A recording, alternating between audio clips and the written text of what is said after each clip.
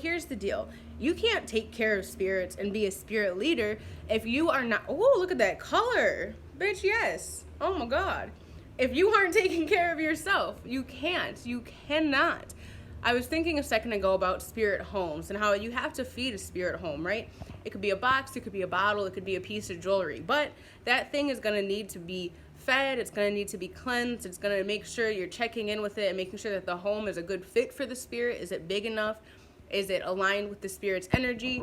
And you have to do the same thing with yourself, right? So if you're not checking in with yourself, if you aren't taking time to feed into you and make sure that your home, both your body and like your physical home wherever you live, making sure that those things aren't conducive to you and your work, why in God's name is the spirit going to listen to you?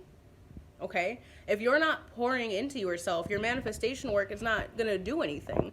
Of course, this is directed more at people, again, doing spirit work, trying to work with certain entities, maybe to create thought forms or something. And of course, I recommend highly only looking into this if you feel called to it and if you're doing your research on like learning how to work with things. Not everybody is meant for spirit work. That said, I am meant for spirit work. My life is spirit work, and I don't always pour into myself. And stuff doesn't always happen because I haven't been feeding myself. And let's be real, if you're not feeding into you, you can't put good energy into your spirits either. So, yeah, take care of you and take care of your spirits. And that way you all can work together very well. Oh, the reason I said this was that spirit is a service industry. I was thinking about how leaders of every country are fucking failing their citizens right now. And it's this feeling of you were elected. You were chosen, you were appointed, unless you like stole power, which plenty of people do. Actually, most governments that are in place now are, the root of patriarchy and bullshit. But anyway, you were chosen. And if you chose yourself, you decided, I'm the best one to do this, so I'm going to do it. You chose yourself. You appointed yourself a leader, but you lost sight of service. Almost every one of our leaders in the world right now, and that, in my opinion, I'm American and probably not educated enough about world events, but a lot of our leaders are letting people down, and there's a lot of us going, well, who's going to be best? There's not one person that's best right now.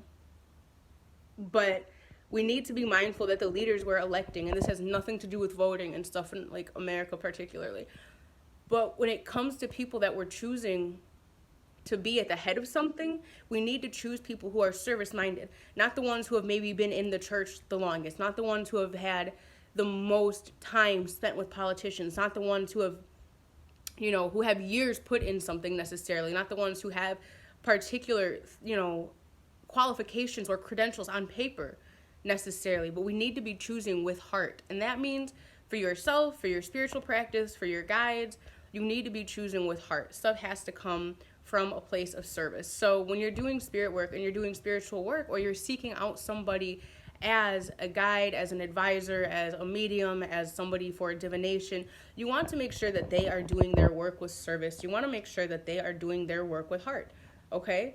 You don't want to pick somebody who's in it for clout, and that, they could be good at what they do. They could know their gifts, but if the point, or if the work is not coming from heart, from service, then it's not going to be good. And that doesn't mean pick the person who looks the most humble, the person who looks the most raggedy, the person who has the least, accolades, the least followers, the least whatever. Don't be stupid. You want to pick somebody who you can tell is pouring into themselves, but also knows their shit and is pouring into their spirits.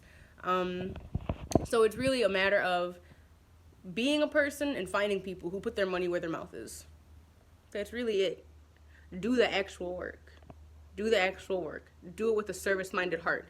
It's not always pretty. Liberation is not always pretty. Working with spirits is not always pretty. They will hold you accountable. They will let you know when you've been doing stuff from ego and not from heart space. They will let you know when you've lost sight of what your heart space is. Mine is service, interaction, and connection, and then healing. I love being of service. I deeply love and need interaction. I need reflection. I need conversation. I love connection. Something I've longed for a long time and still do is connection. Just because I've worked through a lot of abandonment issues doesn't mean that I have, for lack of a better term, received all of the connection and love that I wanted. or needed. And so now I seek it out and I seek to share it. That's a heart space thing. And when I'm doing it from a place of service and knowing an intention, then it's not done in a way that's dangerous to me. It's not done in a way that invites bad experiences and bad connections the way it used to.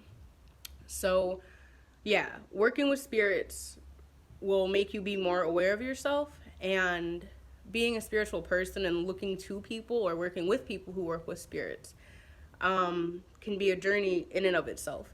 But make sure that you're doing everything from heart space. Make sure that everything is from a service space, or whatever it is that you are trying to offer. And then just be about it. All right, bye.